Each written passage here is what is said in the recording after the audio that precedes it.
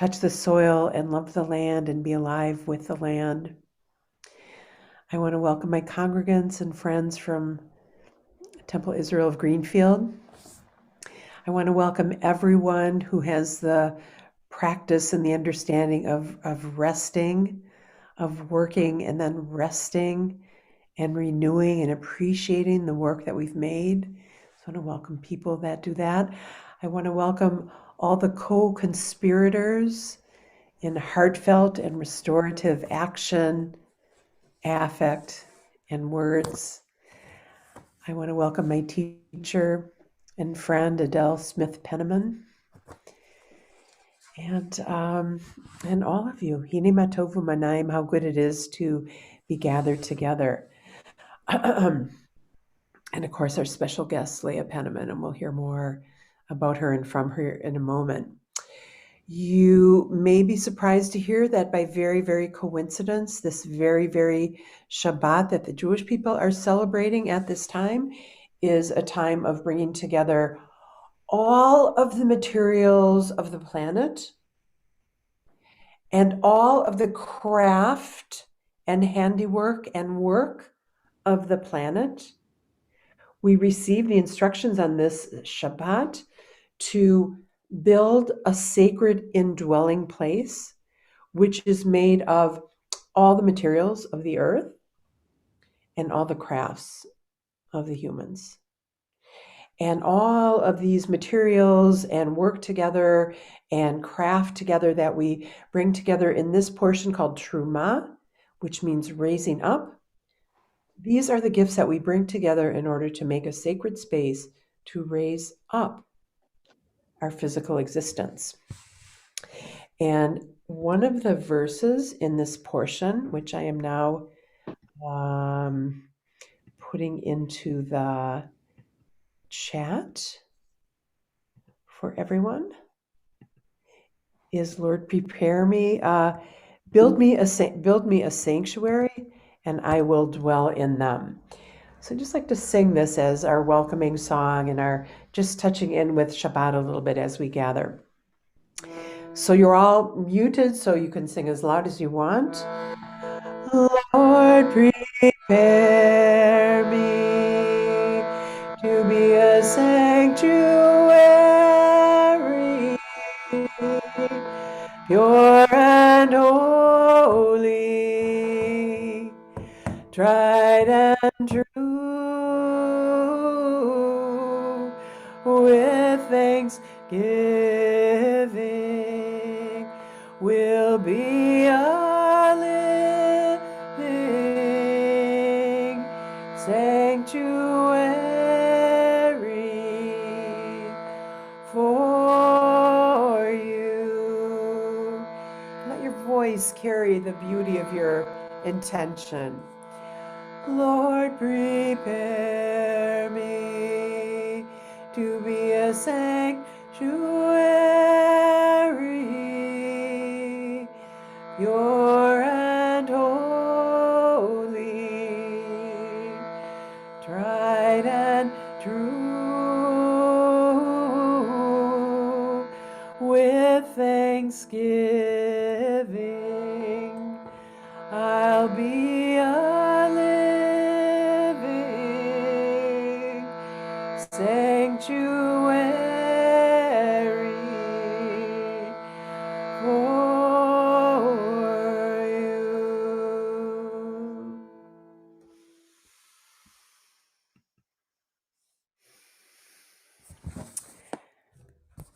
So as we gather and continue to deepen our community and our exchange this evening, we want to start with the understanding of the place that we're in. And I invite Sarah Evelyn Lane to evoke the spirit of the place in our land acknowledgement. Thank you. Welcome, everybody. I want to say that in forming this acknowledgement, I'm indebted to the example offered by Margaret Bruchak and Laurel Davis Delano, and to the maps offered by Lisa Brooks and Native Land Digital. And this is an acknowledgement in two parts. One, it's an acknowledgement for where we are in our valley, the valley where Temple Israel of Greenfield is located, and then also an acknowledgement of our neighbors. So the first part is land acknowledgement for the Middle Connecticut River Valley, which stretches from Springfield to Northfield in Western Massachusetts. We recognize and honor the indigenous nations of the Middle Connecticut River Valley, the Agawam, the Nonotuck, the Wakumtuk, and the Sokoke Abenaki, as the traditional stewards of the lands and the waters on which we live and work today. In addition, we recognize and honor our many neighbors, indigenous nations who survive and still exercise sovereignty.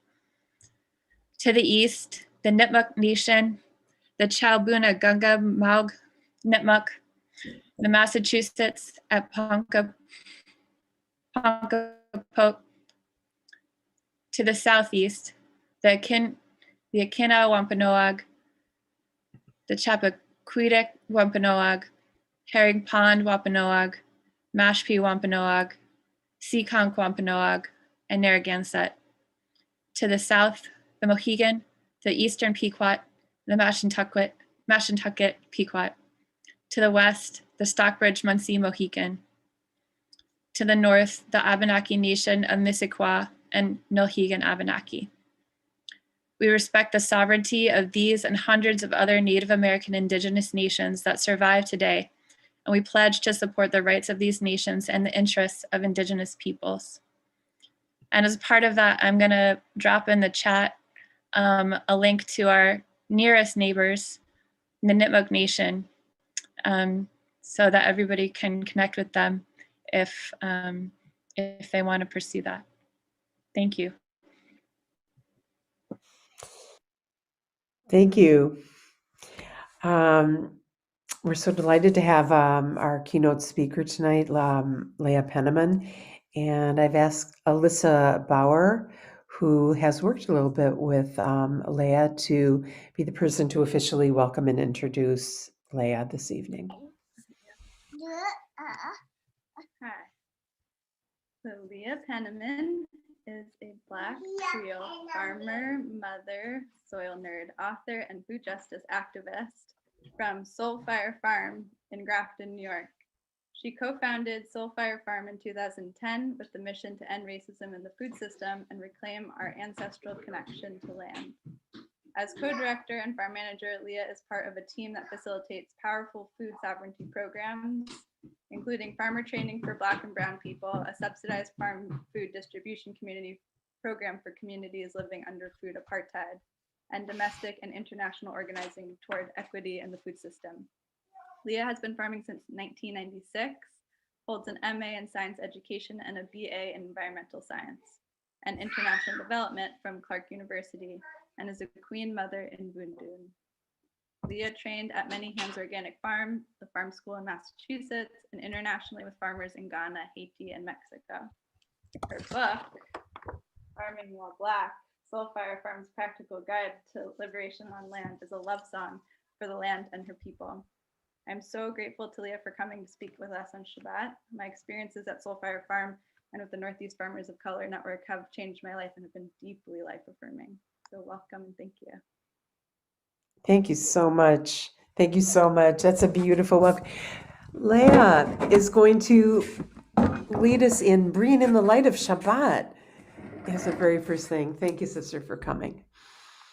Thank you so much for that beautiful introduction and for having me and our family as part of your congregation this evening. Good Shabbos to everybody. And we're going to go ahead and light candles. And if folks have candles at home and you want to light along, of course, you're most welcome to. In our family, our custom is to light and then wave the blessing of that light towards ourselves and towards our loved ones. Close our eyes and then sing the blessing. But you know, you're on mute, so y'all can do it your own way too. And I just want to welcome my family to also just say a quick hello and introduce themselves, so you know who is praying on the congregation's behalf. Hi, I'm Jonah. Greetings, my name is Naima. Hello, I'm Emmett. Spouse, sister, son. So here we go.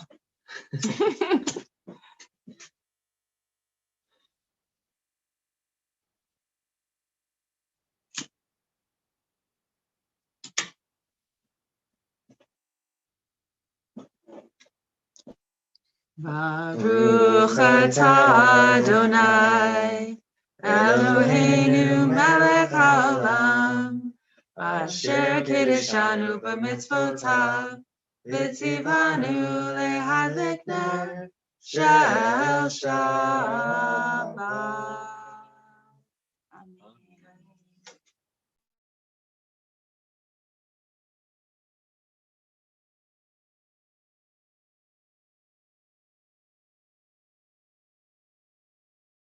Rabbi Andrea, you're on mute.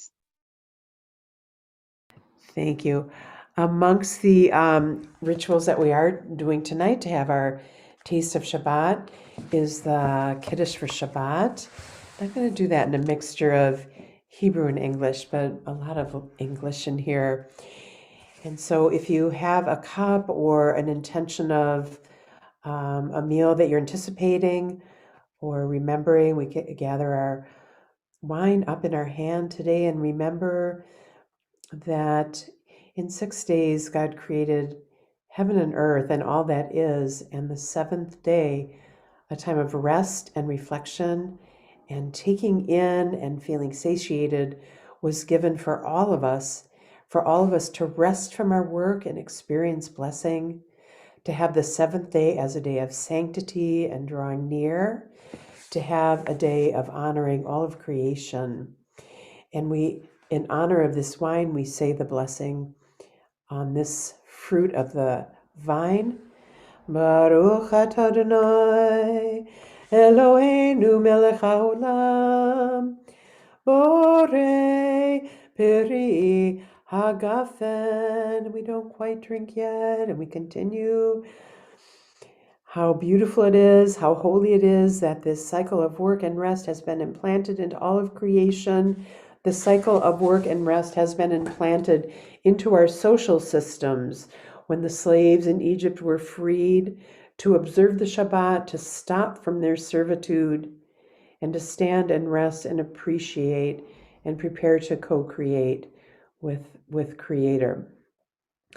And in honor of that holiday that's embedded into the cycle of creation and the cycle of human economy and human well-being, we say the blessing on the Shabbat itself. Baruch atah Adonai Eloheinu melech haolam mekadesh ha-Shabbat. L'chaim.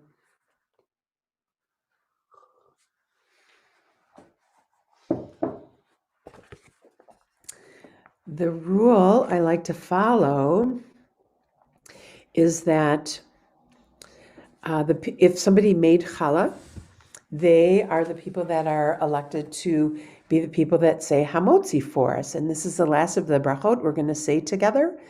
And so if this is a time of taking in bread and eating for you now, you can go ahead and do that. But the only person I know that made challah this week is Kate Lee and her family. Are you guys ready to lead us in hamotzi? We can do that, sure. I have to figure out how to spotlight myself. I don't know why it's not giving me the... All right, we're just going to do it because I don't know how to spotlight. We have Ada here. Ada's my assistant. Oh, thank you. She's going to help me lead the hamotzi. Thank you for the honor, Rabbi Andrea. Baruch atah Adonai Eloheinu melech haolam hamotzi Hashem min haaretz. Amen. That is quite a beautiful challah. Who are the braiders over there? I learned a new technique for braiding the 6-strand loaf today, and it came out quite well. Thanks. Thank you so much for sharing in our rituals, our moment of Shabbat. And I know we're all here and very excited to hear from Leah Penniman. Such a rich and grounded perspective. Leah, please take us away with you. Thank you for joining us tonight.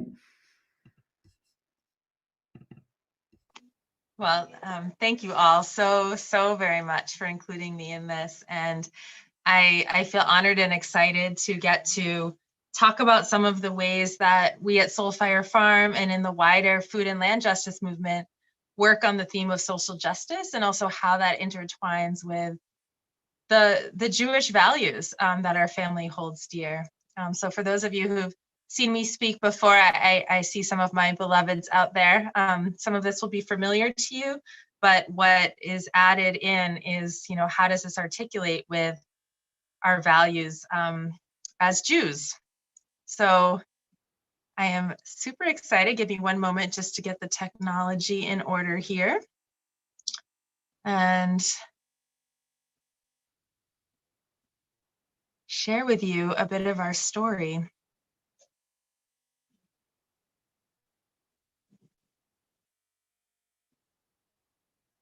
All right.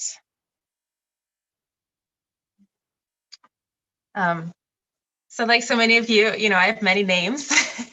Leah Ruth Bat Abraham Basara is a name for tonight. And in the community where I'm clergy, which is the Yoruba community, my name is Manye Amidede Adelowo Ifagbamila, and don't often get to really be transparent and open about the deep spiritual rootedness of our work. So it feels like it just feels like an exhale to be here with you all, talking about how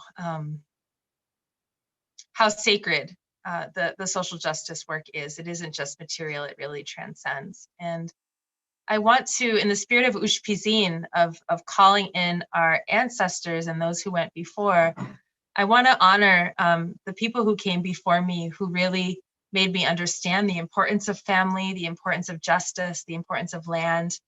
My dear grandmother, Brownlee McCullough, grandmummy, my earliest memories with her were planting and harvesting strawberries in the strawberry patch on the back of her Hartman Road house, and crab apples and making jam.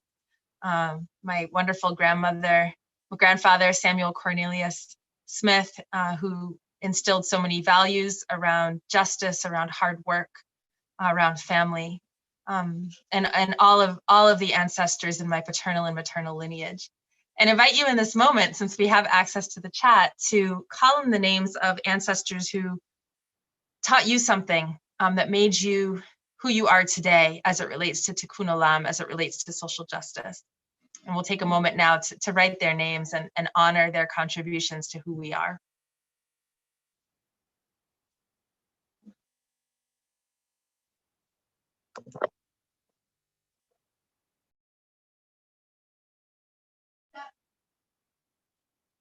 Ashe. Amen. Keep them coming.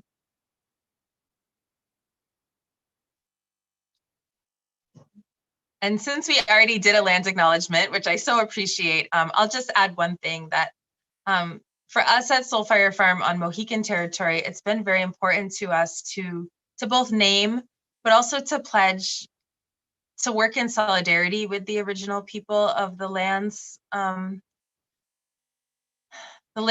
whom we dwell. And for us, that's meant building a relationship at the speed of trust with our friends of the Mohican Nation, spending time out on the reservation in Wisconsin, helping with campaigns to disrupt the E37 pipeline that would desecrate Pascony Island, which is a sacred land for the Mohican people, doing seed exchange and granting a cultural respect easement, which is a legal arrangement with the Mohican Nation, making sure that they have perpetual access to the lands that we're on.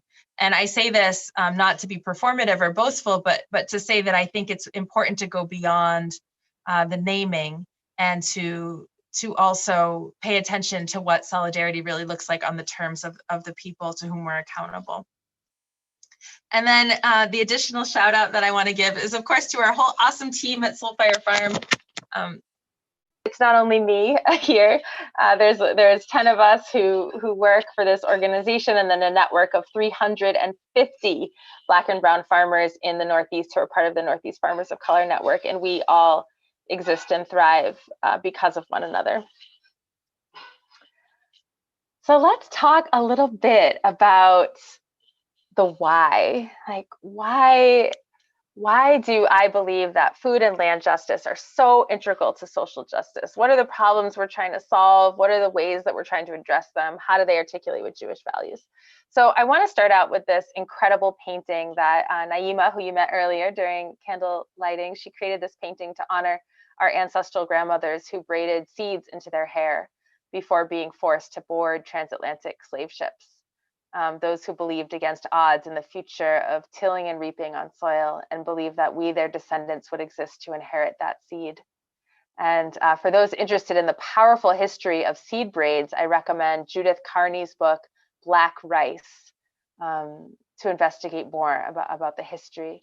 But along with all of these seeds, the black-eyed pea, the sesame, the cotton, the okra, the sorrel, I believe that our ancestors also braided wisdom around right relationship with land and right relationship with one another. And by that, I mean the very specific technologies around right relationship. So for those of you who are farmers out there or gardeners, there are probably many techniques that you hold dear, ways to take care of the soil without a lot of chemicals, ways to take care of pests without poisoning the land. So things like compost, using raised beds, terraces, polyculture. These are Afro-Indigenous technologies, even though they're often attributed to Europeans or considered ahistorical. But in addition to that, those of us who are interested in alternative economies and ways of being that are non-exploitative, those of us who are impassioned by co-ops and land trusts and credit unions, these are also Afro-Indigenous technologies. The first credit union was a susu, a bunch of Black women getting together to share their resources in a fair way, right? The first non-wage-based labor exchange was the Kombits, which has antecedents in the Dahomey region. The first co-ops came out of the Black community. The first land trust came out of the Black community. So our ancestors brought with them a whole lot of really, really dope knowledge about how to not exploit each other and make sure that everybody gets what they need. But the US food system has a different design, has different DNA. And I would argue that, fundamentally the DNA of the US food system here is based on stolen land and exploited labor. And wherever you look, from sunshine to plate, whether it's who owns the lands, how labor is treated, how the earth and ecology fares, who controls capital, who gets to eat good food, that there are racial biases and there are racial disparities that have to be addressed. And to summarize those, the first one, and arguably the most important, is the distribution of land. I still find it shocking, even though I probably recite the statistics several times a day, that 98% of the land that can grow food in this country by value is white owned, and 95% of the land that can grow food in this country by acres is white owned, which is higher than ever in terms of racial disparity. And this is not an accident, it's not by choice. There's a whole history of Black and brown folks being forced off of land. We know about the expulsion of Indigenous people through genocidal violence. We may know and understand about what the Homestead Act did to Indigenous land ownership and increasing white land holdings, about the various exclusion acts that prevented Black and brown people from owning land. But most folks don't know that Black farmers actually managed to purchase almost 16 million acres of land by the early 1900s, but lost almost all of that to racial terror. The Klan, the White Caps, the White Citizens Council were appalled at Black economic independence and responded violently with house burnings, with lynchings, with driving people off of their land, driving the Great Migration when 6 million refugees fled the South to the urban North and West. And this continues today with discrimination by the USDA causing foreclosures in the Black community, and the exploitation of heir property, HEIR, which is a fancy way to say that when someone doesn't leave a will, it's really easy for a corporation to take over their land. And most of our retirement holdings are participating in this land theft. So this is the foundational problem. As Ralph Page of the Federation of Southern Cooperatives said, if we don't own land, land is the basis of all wealth in this country. And if we don't own land, we're out of the picture. And when we look at labor, right, because I mentioned stolen land and exploited labor, farm workers in this country are over 85% people of color, the vast majority Latine folks, yet only 2% of the farms are managed by that population. And farm workers are not protected under the same laws as the rest of US workers. Farm workers do not have protections under the Fair Labor Standards Act to the right to overtime, to workers' comp, to a day off in 7, child labor protections, the right to unionize, and it leads to rampant abuses. And, you know, frankly, I would argue that the US, through unfair trade agreements and through creating climate chaos and war abroad, create conditions that are so onerous for Indigenous people that they'll leave the homes that they love, the families that they love, to cross over a hostile border into a dangerous territory to do work that many of us wouldn't do for any amount of money, and they're doing for sub-minimum wage. This shows up in terms of wealth inequality. Land and property are still the basis of 80% of the wealth in this country. Most of wealth that people have is inherited wealth. And so over the generations, when you compound exploited labor with stolen land, you get an ever widening gap, to the point where, you know, a white child in this country today, when they take their first breath, is 16 times wealthier than a Black child when they take their first breath. And it's not because they were investing in the womb or taking financial literacy classes. It's because that wealth is inherited. And this shows up in terms of, you know, access to fresh food, where your zip code is the #1 determiner of your life expectancy, where communities of color are more likely to experience hunger, heart disease, diabetes, kidney failure, and other diet-related illnesses. And finally, you know, this really damaged and exploitative food system shows up in the way we treat the earth herself, where industrial agriculture is the leading cause of water withdrawals, of biodiversity loss, of land conversions, of water pollution, and one of the leading causes of climate change. And the way that we treat the earth and the way we treat one another are deeply intertwined.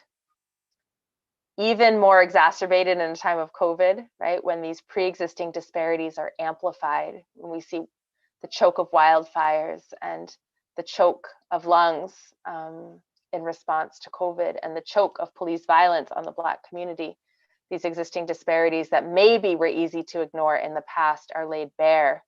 And Mother Earth is telling us all, you need to go to timeout and think about what you've done, and think about what it means to restore the right to breathe, you know, for all of us. So I'm going to tell you all a little bit about what's going right. You know, what is that work that we're doing in the realm of social justice? But first, I want to offer you another opportunity to reflect in the chat. And the question is, what aspect of your relationship to land and food needs healing? So take a moment and think about that, and share a thought or two in the chat, and we'll witness one another's ideas.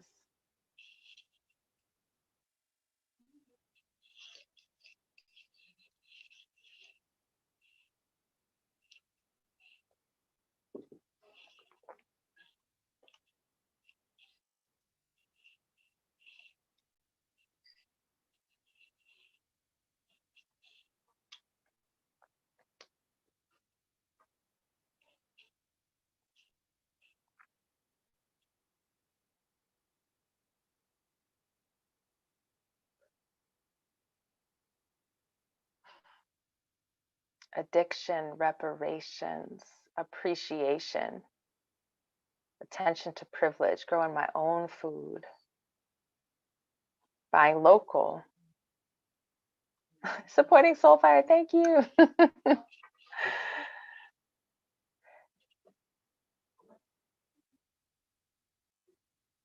Eating with gratitude, slowing down.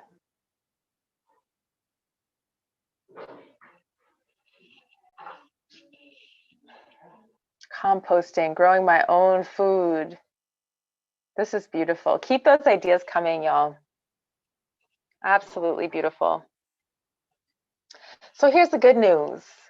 I really believe that in every generation that there were people who remembered the gift and legacy of the seeds that were braided into our ancestors' hair and carried forth the lesson, planting those seeds for subsequent generations. And when we started Soulfire Farm, we asked ourselves, what would it be like to start a farm for the people? A farm that embodied these values, that to free ourselves, we must feed ourselves. a farm that was about carrying forward the lessons of those seeds.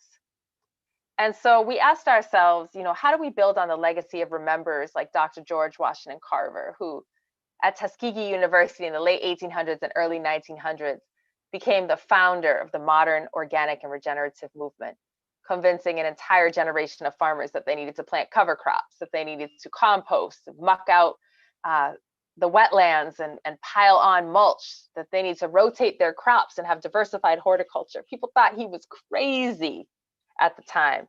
No chemicals, no monocropping, but he saved the soils of the farmers with whom he worked and helped them build livelihood, right? So how do we build on the work of Booker T. Whatley, also at Tuskegee, who came up with the whole farm to table movement, all the things that we love, the CSA, community supported agriculture, pick your own, belonging to a farm and receiving their newsletter, being able to visit. These were the ideas of Whatley, who saw that the way forward for Black farmers just was not wholesale of commodity crops. So to build on that, these ideas of regenerative agriculture, we implemented on our farm as many of the Afro-Indigenous practices as we could learn about. The mulches, the raised beds, no-till, polycultures, ancestral heirloom seeds, right? And this articulates to me with the Jewish value of Bal Tashit. So the origin, of course, the Tauritic origin is really an admonishment that we're not going to go destroy trees just because we're mad at people who happen to be near those trees. But the rabbis have expanded that concept to a much wider environmental ethic of not destroying, not wasting. And I believe very much as a farmer that we embody Bal Tashit when we decide that we are not going to destroy the soil, when we decide that every single year we're going to move the soil from what you see in my left hand over here, which is how it was when we found it back in 2006, to what it is in my right hand, which is what it is now. Rich in organic matter and humates with a balanced pH, high in nutrients, wonderful tilt, beautiful smell. And that comes from using the methods that our ancestors passed down to us and seeing the soil as a living thing, as Dr. Carver taught us. He would pray to God through a handful of soil. Another practice, a Jewish practice that we observe at Soulfire Farm is the Shemitah year. The last one was approximately aligned with the Gregorian year of 2015. So in that year, we let the land rest. We did not plant the farm for our CSA. We took some time away. We actually had our children attend school in Mexico. I lived in Oaxaca and studied with indigenous farmers for several months. And we haven't decided what exactly our 2022 sabbatical, which really starts in the fall, as you know, will look like. But we are committed to some form of allowing the land to rest, the people to rest, to have that sacred pause. And this ethic of not destroying, right, also extends to the buildings. You can see here the most recent building on our campus is the beautiful classroom that my spouse, Jonah, created. It is a reciprocal roof timber frame. And the really cool thing about a reciprocal roof is that every single member depends on the others. And if one were to fail, they would all fail, which is a beautiful metaphor for community.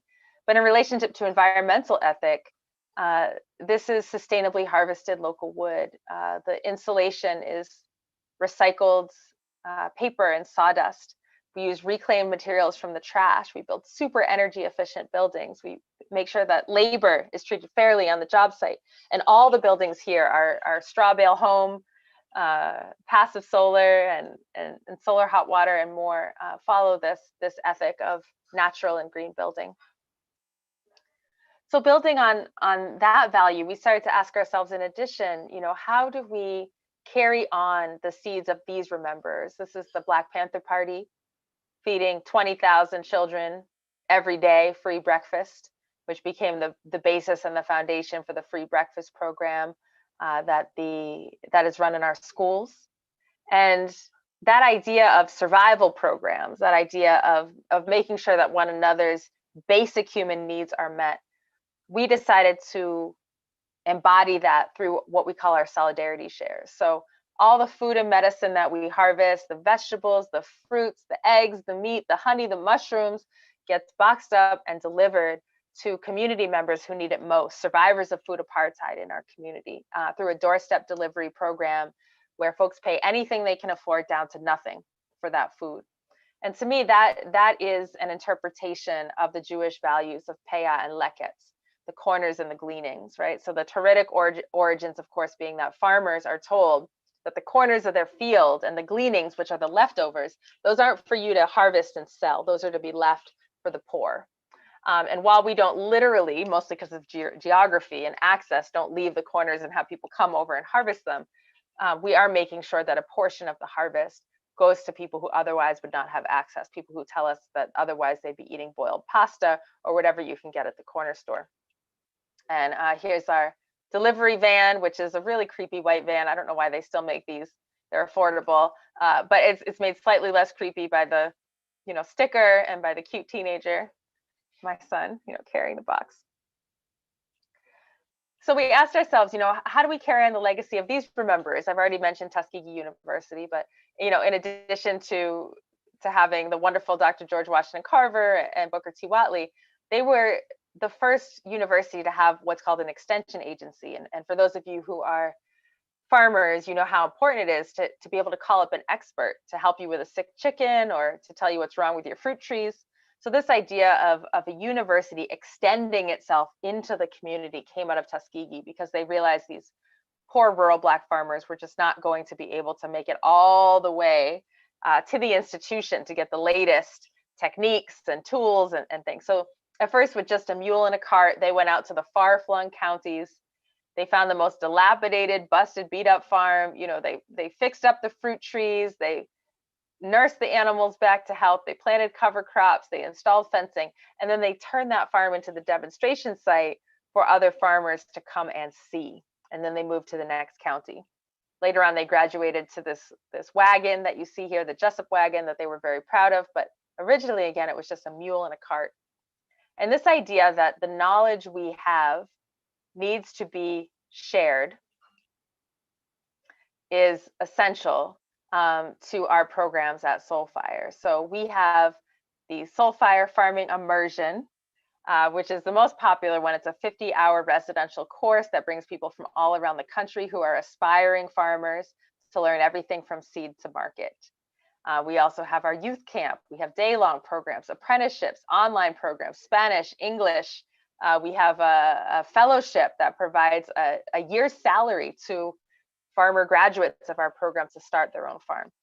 And something that a lot of folks don't know about Soulfire is that for the first 10 years of our organization, all of this operated out of our family home, which means that literally 2,000 guests a year out of our family home, which is maybe an outsized version of Haknaset Orchim, the mitzvah of hospitality, where we do need to open our doors. We do need to feed people. We need to make sure that folks have a place to stay. We realize that we're also in violation of mitzvah around moderation with that, and that's why the classroom is being built. We need to have some privacy and space, but it's been really profound, to have a life that is so intertwined with the sacred work of social justice.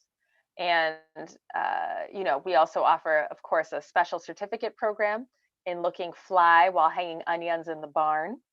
So, sign up at soulfirefarm.org and you too can look as fly as these valedictorians of that program, the up and coming younger cohort you can see on the right. And we believe very deeply that it's not just livelihood farmers, people who are farming for a living that matter, but also subsistence farmers. Still in the world, 70% of the food calories that are grown and consumed come from subsistence farmers, people who just have a hectare or less growing food for their families, their immediate neighbors. And the way we embody that is through the Soulfire in the City program, where you can see we're building raised beds for families, providing compost, plants, classes, technical assistance, and support. And this extends internationally as well, with the sibling farms that we have in Haiti and Vieques, Mexico, and Ghana, doing classes and intercambio, or exchange of ideas. So we next asked ourselves, right, how do we keep building on the legacy of these rememberers? So Mama Fannie Lou Hamer, who I mean, she's just amazing. My favorite thing that she ever said was, if you have 400 quarts of greens and gumbo soup canned for the winter, nobody can push you around or tell you what to say or do. So her colleagues in the civil rights movement would tease her, like, why are you spending all your time in the garden? You know, why you have all those canned peaches? But she foresaw even what we experience today in pandemic. When those grocery store shelves are empty, I don't know about y'all, but as a parent, I know that if it really got to a pinch and I was worried about feeding my own child, I would put down my ballot. I would put down my rights in order to get that sustenance. And she foresaw that. And she said, that's why we need farms, we need co-ops, we need food hubs, we need businesses, and started the Freedom Farm in Sunflower County, Mississippi, which was in some ways a space for refugees. I mean, sharecroppers at the time were being kicked off of farms for registering to vote. So they would move into her co-op where they became member owners. Similarly, with the New Communities Land Trust, the first ever community land trust in the United States was started by Black farmers, Shirley Sherrod among them. They just celebrated their 50-year anniversary last year, right before pandemic. I got to go celebrate in Georgia with them. But they also were made up of sharecroppers who've been kicked out for registering to vote, 500 families on 6,000 acres, the largest Black land holding in the history of Black America, United States. So building on that, we were thinking, well, how do we also support the formation of co-ops and land trusts and community-based organizations so that we can take the advice of Mama Hamer to build our own sovereignty, our own self-reliance. So we became a founding farm of the Northeast Farmers of Color Land Trust, which just celebrated its second year. We were fiscally sponsoring and incubating them. They flew the nest. We're super excited. They are actively returning lands to Indigenous communities across the Northeast and providing secure land tenure for Black and Brown farmers. Our alumni, supporting our alumni with micro grants and land finding services so they can start their own co-ops like Catatumbo in Chicago, like High Hog Farm in Georgia, like Percussion Farms in the Northwest, like Love Fed New Haven, right? And supporting them also through the reparations map, which is a really cool online tool where you can go. It's interactive. You can find a land-based project near you and see what they need. They might need a hug, they might need a tractor, they might need a web designer, but it's a way of direct people-to-people reparations and support.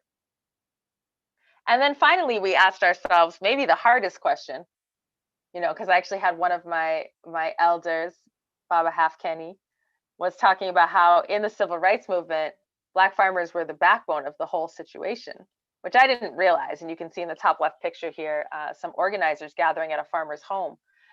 But it makes sense, right? If you're in Freedom Summer or you're riding integrated buses, it's not like you can stay at the Marriott. It's not like you can go eat at a lunch counter. You would not be welcome. So Black farmers literally provided the food, the shelter, the meeting space, the armed protection for these activists because they had their own land. They also leveraged their land as collateral for bail money to get folks out of jail. They had fake Bible meetings where the pamphlets for organizing were tucked inside the Bible. So if someone peered in, it looked innocuous. They would keep a lookout for night riders. And if they were coming, cut down trees across the road to slow them down so that folks had time to escape. So without these land owning farmers, according to Baba Halfkenny and Baba Curtis and others, there really wouldn't have been a civil rights movement. So building off of that, building off the Haitian peasant movement, which is on the front lines against Monsanto's GMO and hybrid seeds, building off of the United Farm Workers under Dolores Huerta, Larry Itliong, and Cesar Chavez, building off the Immokalee workers. How do we become part of organizing for systemic change, for root cause change, not just patching up the problems that exist?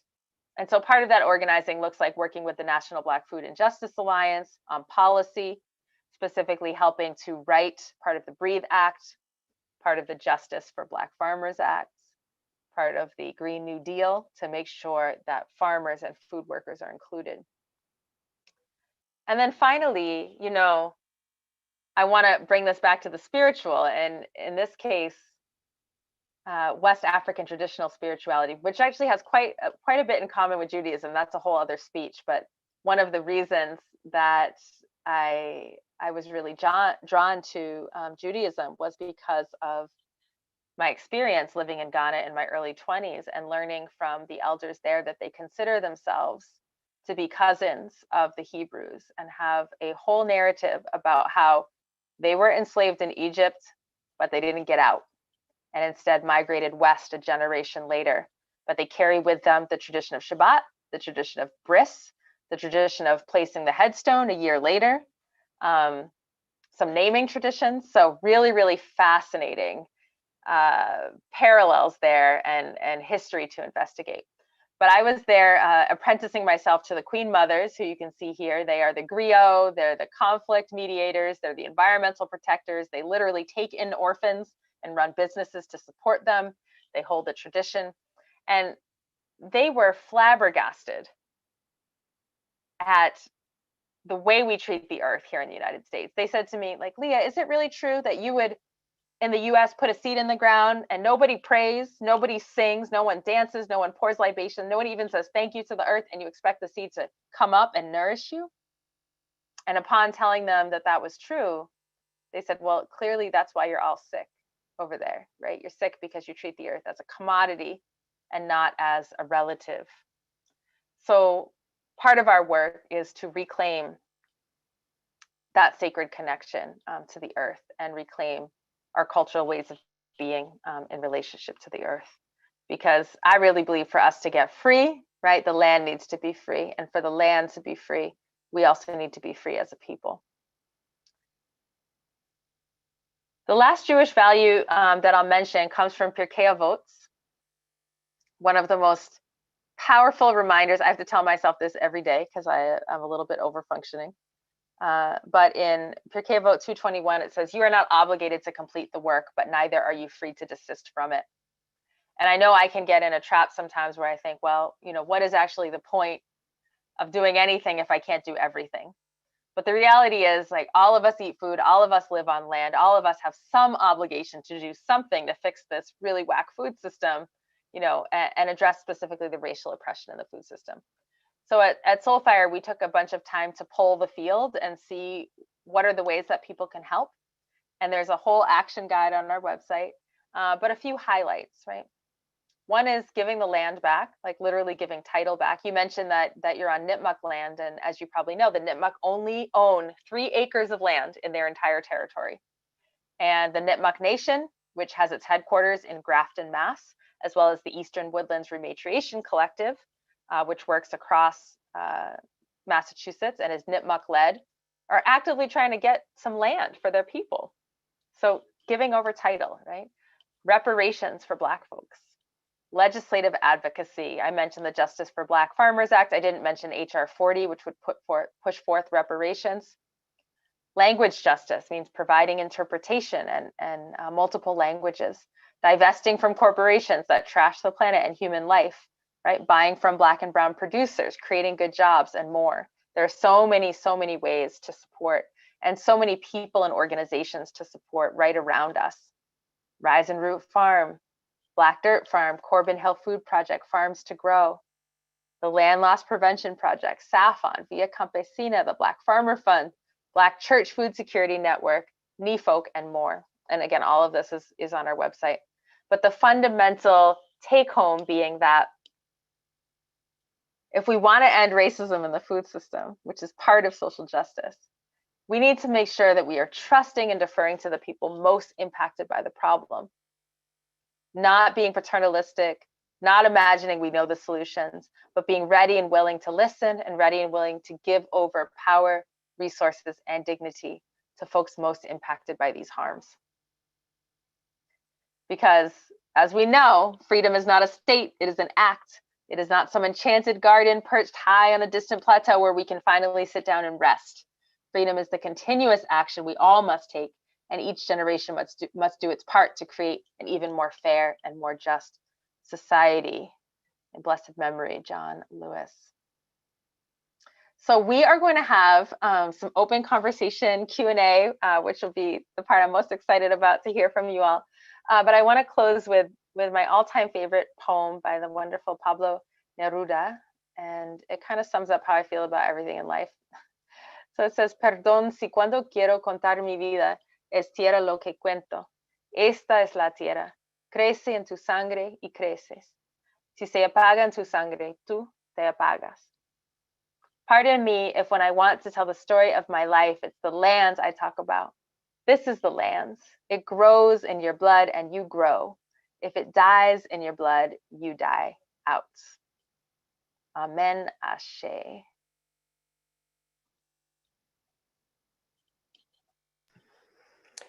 Oh, thank you so much for educating, for inspiring, for empowering, for touching our hearts. What a wonderful corrective perspective you bring, and with love and with empowerment.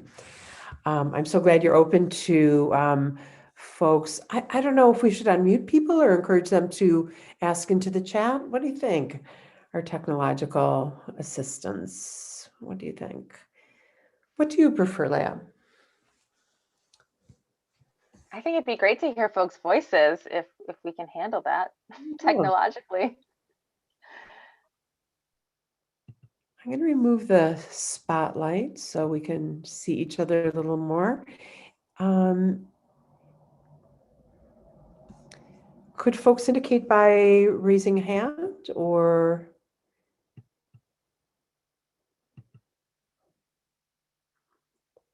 Thank you, thank you, thank you, thank you. I see a hand at Jeffrey Loreto. Go ahead, Hey, Beth. Leah, everybody. Thank you so much. This is such an amazing presentation, opportunity to gather, to learn. Thank you so much. Leah, I don't know if you want to take questions or if you just want to hear testimonies. Because I do have a question. I feel really open. I think we could do questions, but if folks want to also share ideas that resonate on the theme, I think that would be fine. Yeah, I'll ask a question because I just feel like so much could be said, and I feel the presentation itself spoke for so many of us and done so beautifully. I'm not sure what more I could add to that, but farming is actually something that has been on my mind on the back burner for a long time, like massage. And before that was writing, and before that was acting. And so as an older woman now, I'm almost 50 years old, I found myself encompassing different professions and different skills and talents, all of which are dear to my heart. But I find that the more I endeavor, the better I do, the more money I begin to make, all of a sudden it becomes a problem. Either on legal terms or just socially, I feel very not wanted here. I wasn't originally born here, so I guess what do they call me, off the boat or something, zero generation immigrant. But the land is a deep discussion that I'm glad is so vibrant and happening in such a positive aspect with the work that you're doing. And I'm intrigued. I've always thought, I'm allergic to a bunch of things, partly due to my own making, but I'm very interested in getting your opinion as to, for someone like me who has varied skills, both language, I'm a massage therapist, still licensed massage therapist. I'm also a writer and a poet, but very little inclusion in any of these wonderful systems and programs that I know are out there. I've been feeling lately that I do want to reconnect with the land as much as possible. I'm not sure how much I could do that physically, but I'm happy to learn, and I feel I need to make a connection. And as a woman who was born in Chile and arrived here at the turn of the 80s, 1980s, I would like to maybe get your intuitive opinion, your perspective about what could be a possible route of inclusion for me in some of these land programs. Well, thank you for asking. And I want to offer empathy for the feeling of not belonging, and sounds like maybe some like policing of your success, which is, I think, a common immigrant experience or person of color experience. I mean, without knowing you, I would hesitate to advise you. I'm certainly not an oracle in any way, but I do think there's a place for everyone to be connected to land. And for some of us, the starting place is to work with a community garden or a church or synagogue garden or a school garden, trying to find an elder who knows how to grow to mentor us in the community. For others of us who want to make a career path, often a first step is to find an apprenticeship. And it's usually, around this time of year that farms are posting job opportunities to apprentice and learn, and finding a farm that has a good reputation or is craft certified, so that it's going to be a quality experience, is really good. And for other people, a good step is to go to school and study. There's excellent ag programs at Cornell, at UMass Amherst, at the other land grant universities. So for some people that works. And I know that University of Vermont actually has a remote certificate program in sustainable agriculture, which can be convenient, especially in a time of COVID. And because it's a certificate and not a degree, it's a little bit lower touch, but they help place you in an internship. So again, I think it really depends on goals, whether it's feeding ourselves, whether it's making a career of it. But I think those are the main pathways that folks have found success in getting connected to growing food and being on the land. Thank you.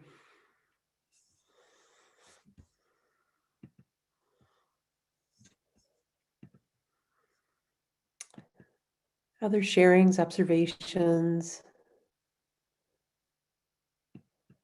resonances. We could start with some appreciations too.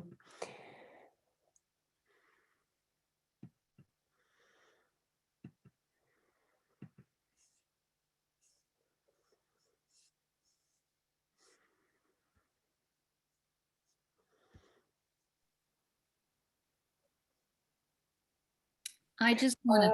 Yeah, Leah, go ahead. Liz, sorry.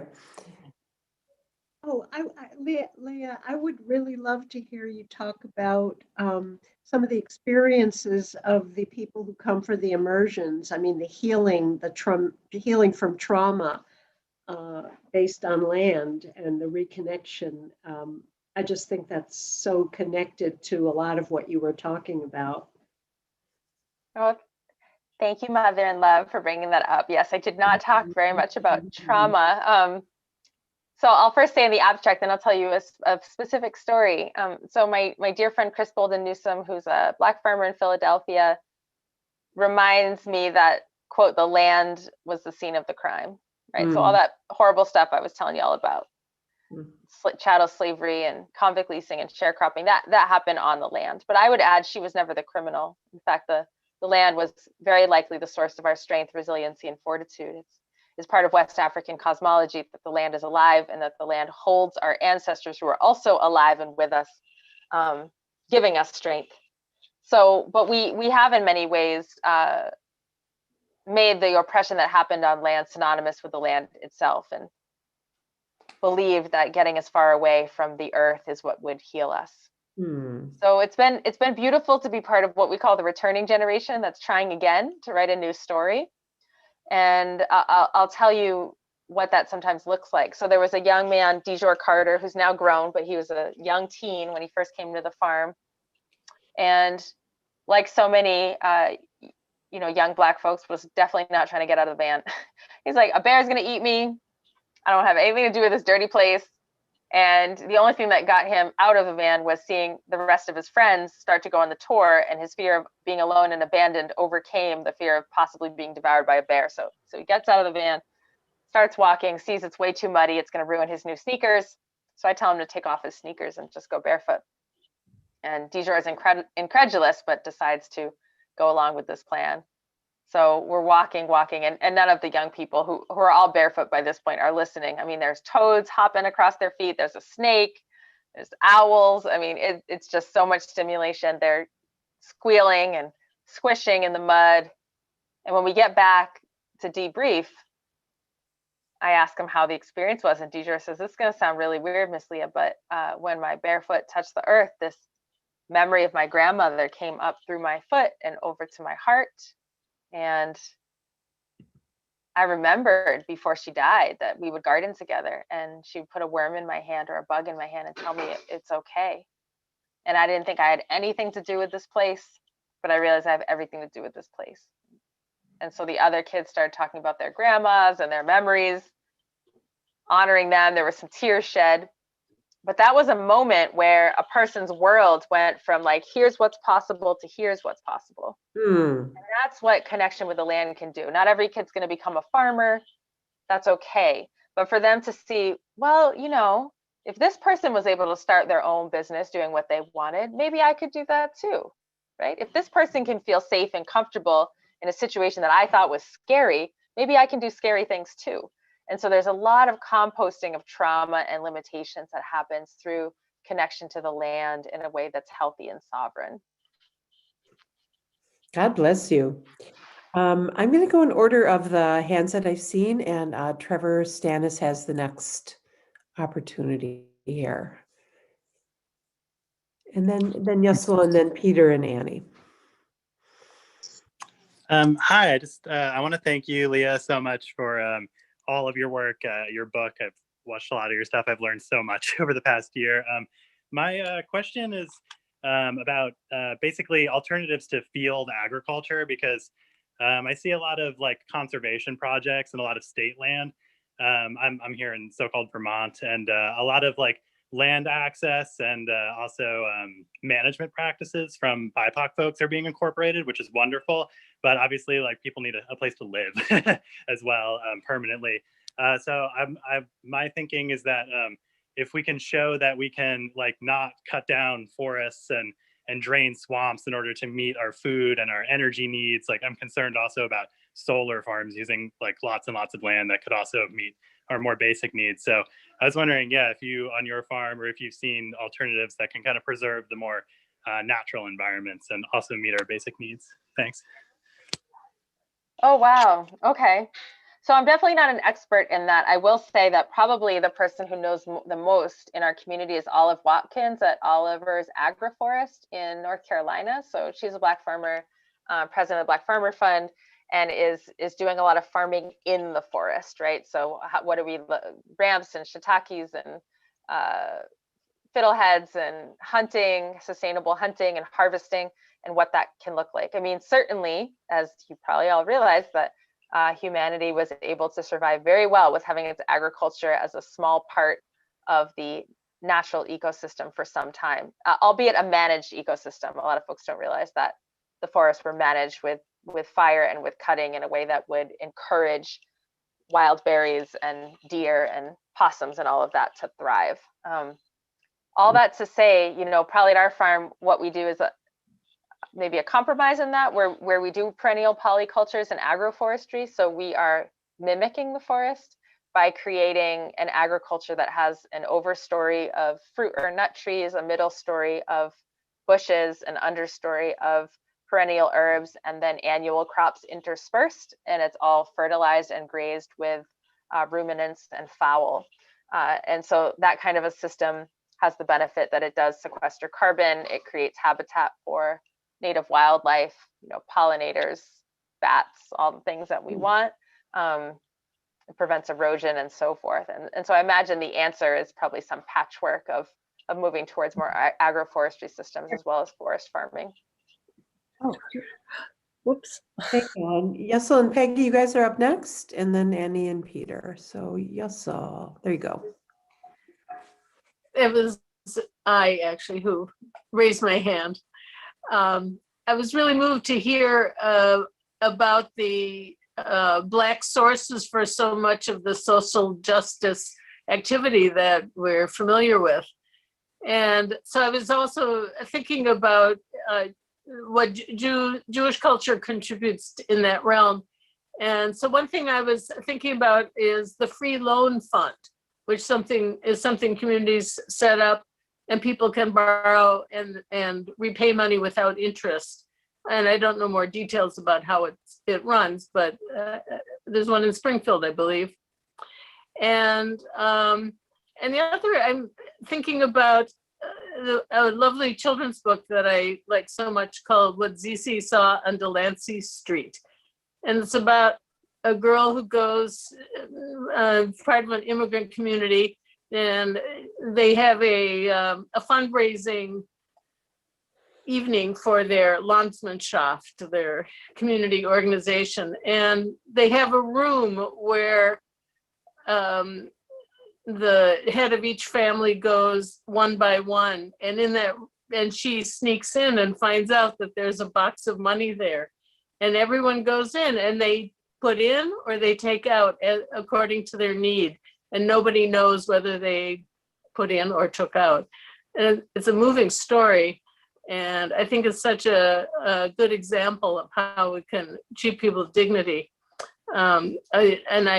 What made me think of that was the idea of giving people boxes of food and having them pay whatever they can, which is a way of giving them dignity and yet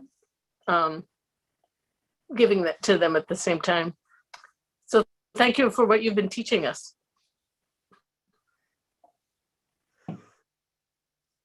There you go. You want to receive that, or should I go on to Peter and Annie? Have a question? I mean, I think it was so perfectly said. Thank you for that. And I completely agree with you. I mean, the sort of moral of the story here is that all of our indigenous cultures provide such wisdom for how it is to treat each other and the earth with dignity and respect. And a big part of what the healing is carrying on those traditions. So thank you for that. Mm-hmm. Thank you so much. And Peter and Annie. So thank you for thank you for describing. Thank you for making all the connections with your faith. A Jew, having echo. What I wanted to ask about, you probably have heard that in Amherst we're diving deeply into the issue of reparations and are trying to learn from the way Evanston did reparations at the local level, as well, of course, is honoring the work, the struggle for HR 40. And I was wondering if you could talk a little bit about how you see reparations as an expression of a good faith relationship with God. Reparation work. So it was a little hard to hear with the echo what that last bit of the question was.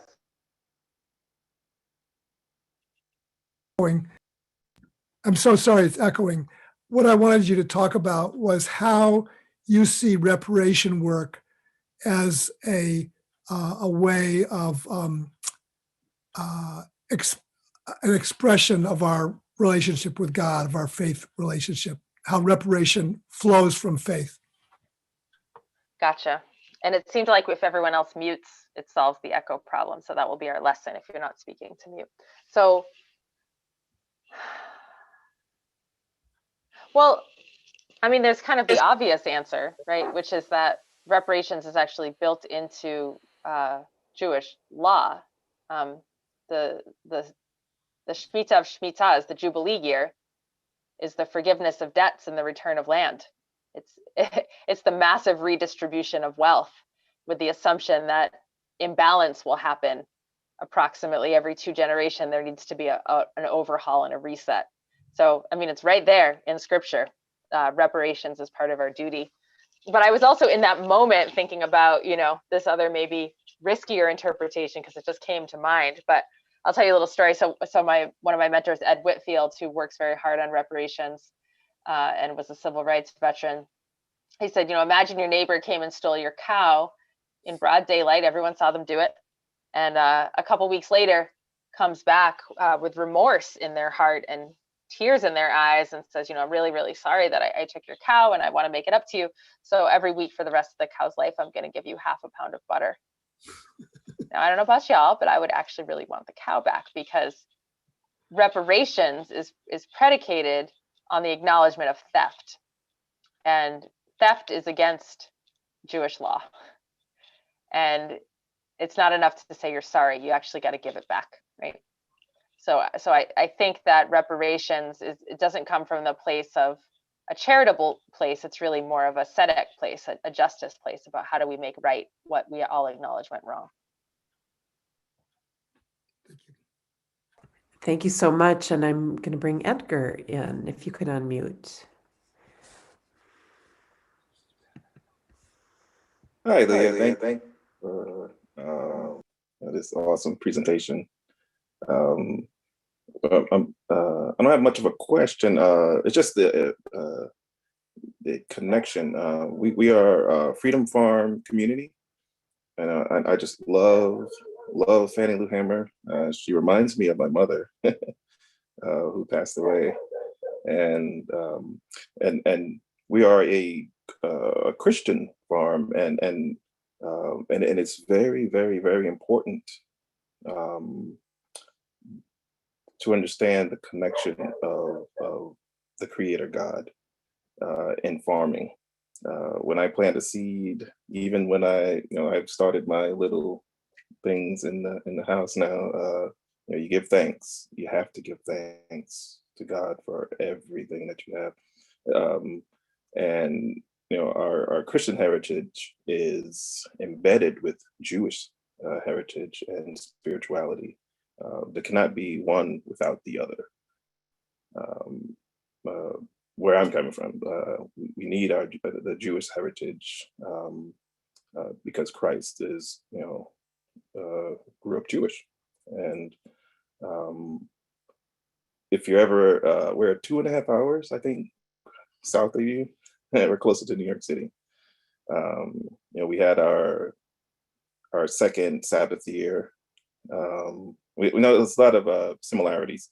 We work with young people, teaching them the agrarian wisdom of loving self and understanding that spiritual centeredness to the earth, to people, and how we ought to live and treat one another, and take that wisdom back to your community. Grow food. Think about the tires and the cars and the junk that was put in the Bronx River, and how do you working towards cleaning that up, which they did, which is awesome, through the Bronx River Alliance. But yeah, we are all connected in such a way that we just don't know and understand, and we have to get back to that. And 2020 was that. When you think of 2020 vision, that was that sign that says something is wrong, and God is telling us you need to get back to what is right. So thank you for this awesome presentation. I'm glad I was able to be a part of it. And if you're ever down 2.5 hours south, please, you have a place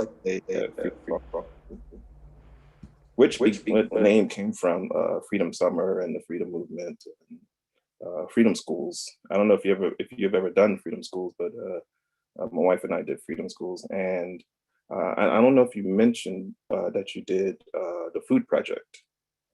My wife's cousin, started the food project. So that's well, how are we just meeting now? I don't understand. This is amazing. So I will tell you, I was raised Christian. I'm a double PK. Both my parents are preachers. My mom's on here, Reverend Dr. Penniman. My dad's a lay preacher, still at it, and became Jewish around my spouse is Jewish, and I really devoted myself to some deep study as we were building family, and then I'm also clergy in like African traditional religion. I'm a total religion nerd. I love it. I think the capital T truth is at the intersection of all of our lowercase t truths, and I have deep respect for people of faith. So of course I'm going to visit you. We just got to get through this pandemic and figure out our lives, and it's very, very exciting. Yes, thank you. I'll reach out. I'm glad to have been a vehicle connection for another colleague. Leah, I think everyone who's here today is looking a little beatific at this moment, nourished and happy. And I think it's because that you've, in who you are and the different traditions that you bring together and carry with such grace and integrity, that it reflects back to us something that we yearn for, that is important for all of us. And I think we're grateful for that soul food that we recognize and want to have. The way you're bringing together ecological healing, personal, spiritual, planetary, physical. Just want to take a moment. I'm going to put myself on gallery view because I want to see the picture of like everyone start a wave. We're going to give you some Zoom love right now, some Zoom really blessing that you have everything that you need and that we can continue to receive and exchange from you and from each other. Thank you so much for the blessing and the healing that you are and that you've expressed to us today. Thank you so much. So take those hands and give them to ourselves because we're committed to the work too. We're in it. We need all those same wonderful healing medicines that we hear in Leah's words today.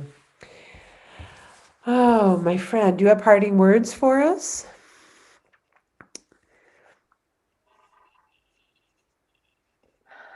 Well, oops, there's an echo. Okay.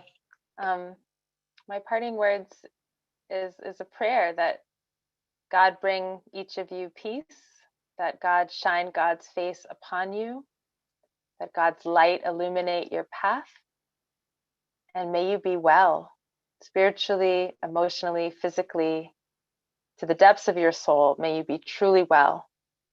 Amen. Thank you, everybody. Shabbat Shalom. And thank you for joining us for this third Shabbat series and our very special guest, Leah Penniman. I'll stay well, people. Stay warm. Godspeed. Shabbat Shalom.